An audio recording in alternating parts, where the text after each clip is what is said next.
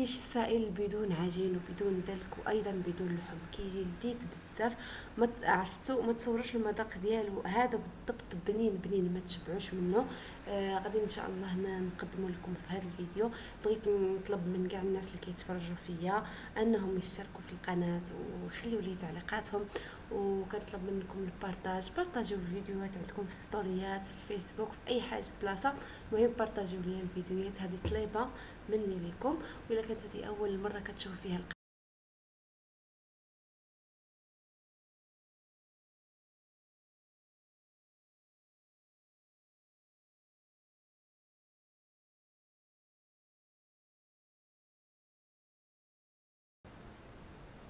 هنا البنات في مقله اولا في كاسرونه. من الاحسن تكون شي حاجه اللي ما كتلصقش. انا عندي هذا النوع ما كتلصقش بزاف، داكشي علاش استعملتها. علاش؟ غير حيت غادي نقليو بطاطا وما بغيتش نكثر لها الزيت، بغيت نقليها غير في شويه ديال الزيت. داكشي علاش درتها في شي حاجه اللي ما كتلصقش باش ما تبقاش كتلصق. اللي راه عارفين البطاطا الا ما كانتش الزيت كثيره كتبقى تلصق. درت هنايا نص كيلو ديال البطاطا اللي قطعته هكذا مربعات صغار وغسلته مزيان من هذاك النشا صافي، ودرتو كيتقلى. درت ليه هنايا مليحه وغادي نبدا كنديو نحرك فيه في ديك الزويته حتى كتحمر. ممكن تسلقوها وممكن تشووها في الفران، ولكن انا شحرتها هكذا في شويه ديال الزيت، كتجي صراحه بنينه هكذا مقليه احسن من المسلوقه. مهم غير شويه ديال الزيت باش ما تبقى لكمش الزيت تما كشيطه. صافي هادشي اللي كاين. من بعد ما تحمرت حيدتها وحطيتها على جنب. هنا في ديك الزويته اللي خلات لي البطاطا غادي نزيد ندير 400 غرام ديال البصله. والبصله من الاحسن تقطعوها بحال هكذا طويله باش كتجيكم بنينه وتجيكم معسله. غادي نزيد لها هنا شويه الملحه صافي، وكتكون النار متوسطه غادي المجهده ما تنقصوش باش ما تطلق لكمش الماء وتجيكم بحال الا مسلوقه. وغادي تبداو كتشحروا فيها مع التحريك باستمرار حتى كما كتلاحظ كما كتولي كطيح وكتعطي ديك الريحه الزوينه ديالها. هنا غادي نضيف فلافل في الالوان، عندي تقريبا 200 غرام من الفلافل مخلطه، عندي منها 200 غرام وشويه ديال الزيتون والربيع.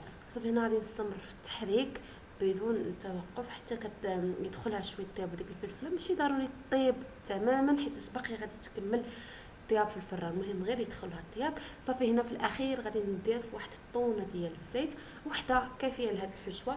اللي بغى يدير جوج يدير جوج، اللي بغى يدير كفته يديرها من الاول ولا قطع الدجاج من الاول. المهم انا خليت لكم الوصفه اقتصاديه وراها هكا كتجي بنينه ما تشبعوش منها. انا هاد الفطائر حمقوني.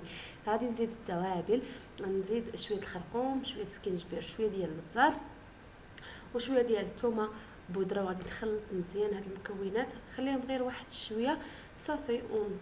وهنا غادي نحضر معكم الخليط اللي غادي نخويه فوق من هذوك فوق من الخضر.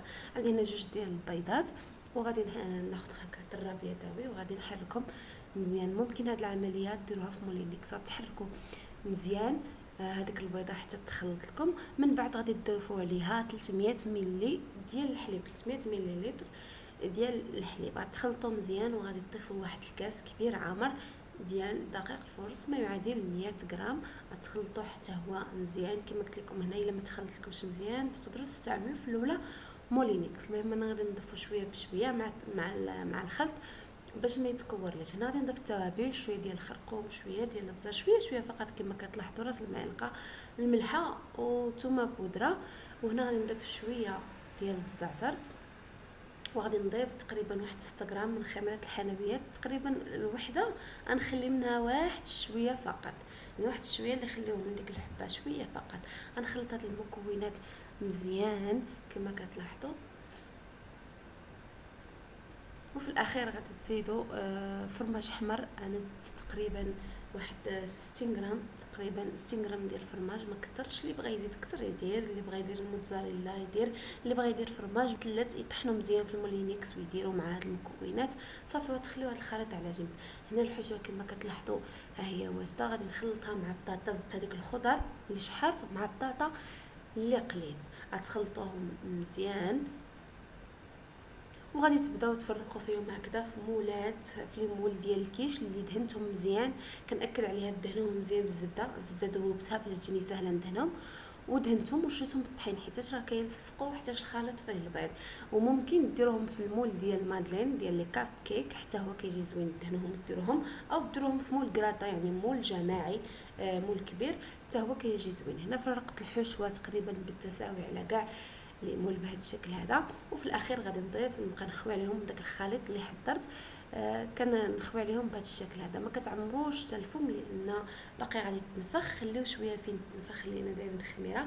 صافي تقريبا راه الحشوه اللي عطيتها لكم مع هذا الخليط كيجيو هما هادوك.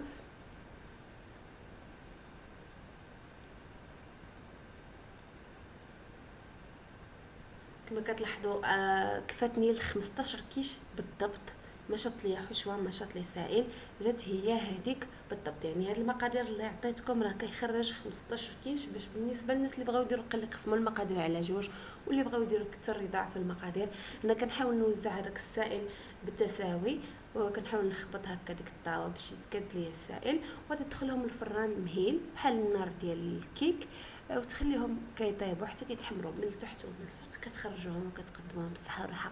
كيجيو ما نقول لكمش واحد الريحه طالعه منهم، واحد البنه رائعه. ومكوناتها كما لاحظتوا ما غاليينش بزاف. حاولت انني نقتص لكم ما امكن وهذا ما كان. كنتمنى انكم تشتركوا في القناه ونشوفكم المره الجايه في فيديو جديد ان شاء الله.